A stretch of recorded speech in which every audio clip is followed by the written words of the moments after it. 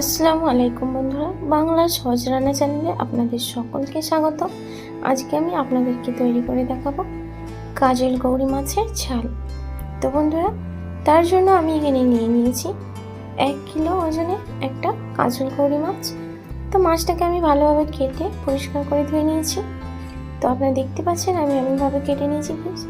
তো বন্ধুরা, রান্নার আগে সবার প্রথমে ম্যারিনেট করে নিয়ে তার জন্য আমি এখানে দিয়ে দিচ্ছি স্বাদ মতো লবণ, আর দিয়ে দেবো অল্প করে একটু হলুদ গুঁড়ো।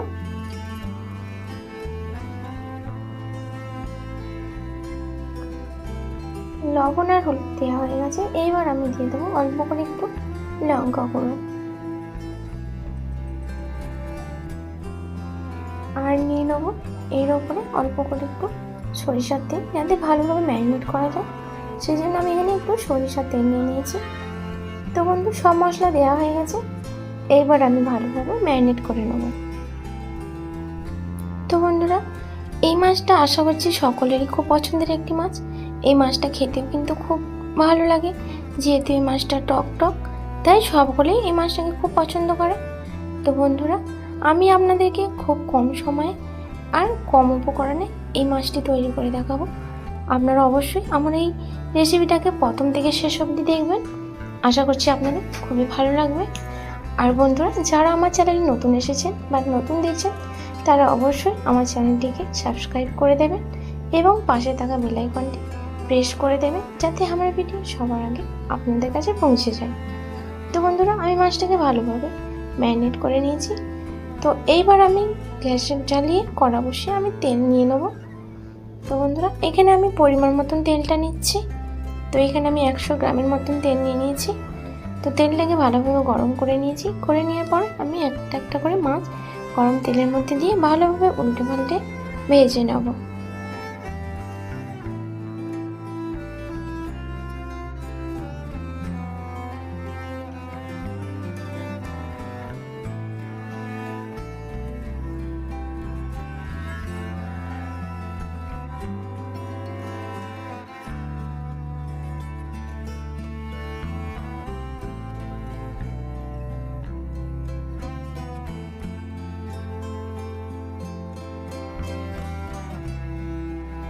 কড়ার মধ্যে যটা মাছ ধরেছে আমি তটাই দিয়ে ভালোভাবে ভেজে নিচ্ছি। তো বন্ধুরা, আপনারা দেখতেই পাচ্ছেন এক পিঠ লাল হয়ে ভাজা হয়ে গিয়েছে।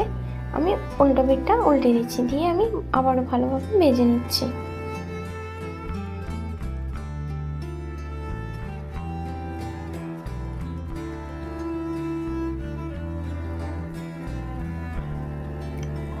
এই মাছটা দেখতে যতটা সুন্দর, খেতেও কিন্তু ততটাই খুব সুন্দর আর মজাদার। তো বন্ধুরা, মাছের কালারটা আপনারা দেখতেই পাচ্ছেন, কতটা সুন্দর একটা কালার। যে কেউ এই মাছটাকে দেখলে তার জিভে কিন্তু জল চলে আসবে। তো বন্ধুরা, আমি মাছটাকে ভালোভাবে ভেজে নিয়েছি। এইবার আমি প্লেটের মধ্যে তুলে নিচ্ছি, নিয়ে বাকি মাছটা আবারও একই রকমভাবে ভেজে নেব।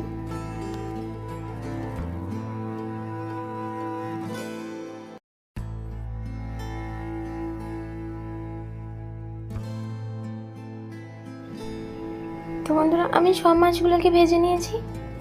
তো এটা যেহেতু নদীর মাছ, সেই জন্য আমরা এই মাছটাকে তেঁতো দিয়ে রান্না করব, তাই অল্প করে একটু এখানে করলা নিয়ে নিয়েছি।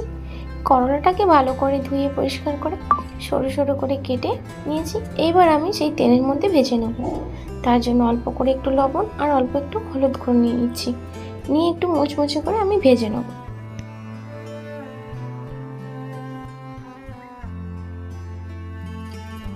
করলাটা আমি লাল করে একটু মুচমুচে করে ভেজে নিয়েছি। তো বন্ধুরা, ভাজা হয়ে গেছে। এইবার আমি তেল থেকে ছেঁকে একটা প্লেটের মধ্যে তুলে নিচ্ছি।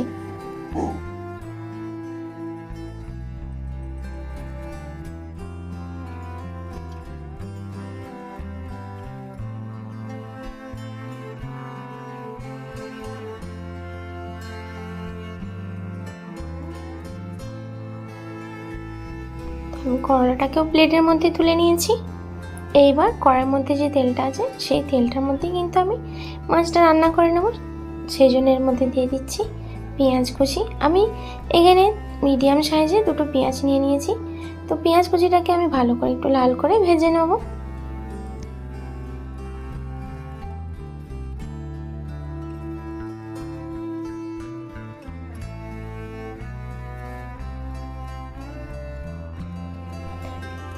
বন্ধুরা, পেঁয়াজটাকে আমি একটু লাল করে ভেজে নিয়েছি। এইবার আমি এর মধ্যে দিয়ে দেবো 1 চামচ পরিমাণ আদা রসুনের পেস্ট। আদা রসুনের পেস্টটা দেওয়ার পর আমি আবারও কিছুক্ষণ ভালো করে পেঁয়াজের সাথে ভেজে নেব, যাতে আদা রসুনের কাঁচা গন্ধটা না থেকে যায়।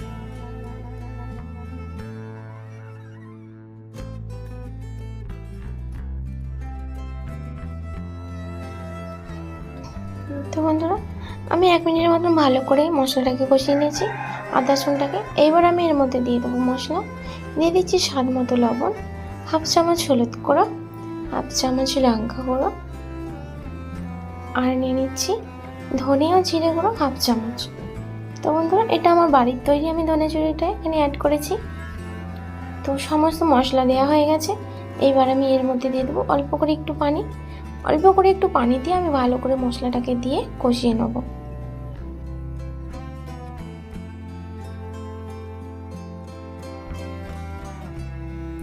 তো বন্ধুরা, আমি মশলাটাকে ভালো করে কষিয়ে নিয়েছি, আর আপনারা দেখতে পাচ্ছেন মশলার থেকে তেলও ছেড়ে গিয়েছে। এবার আমি এর মধ্যে দিয়ে দিচ্ছি অল্প করে একটু পানি। আমি যেহেতু মাছটা একদম শুকনো শুকনো করে রান্না করব, সেই জন্য আমি এখানে কম করে পানি অ্যাড করে নিয়েছি, বেশি পানি দেওয়ার দরকার নেই।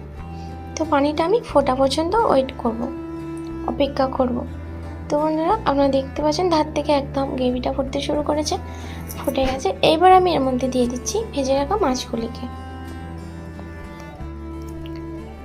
তো বন্ধুরা, আমি এই গ্রেভির মধ্যে ভেজে রাখা সব মাছগুলোকে দিয়ে দিয়েছি। এবার আমি এর ওপরে দিয়ে দেবো ভেজে রাখা করলা ভাজাটা দেওয়ার পরে আমি ঢাকনা এঁটে ভালোভাবে 5 মিনিট কুক করে নেব।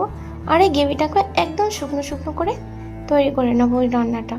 তো বন্ধুরা, আমার এই রেসিপিটা আমি আপনাদেরকে কম সময়ে খুব সহজ পদ্ধতি তৈরি করে দেখালাম। আপনাদের কেমন লেগেছে অবশ্যই কিন্তু আমাকে কমেন্ট করে জানাবেন।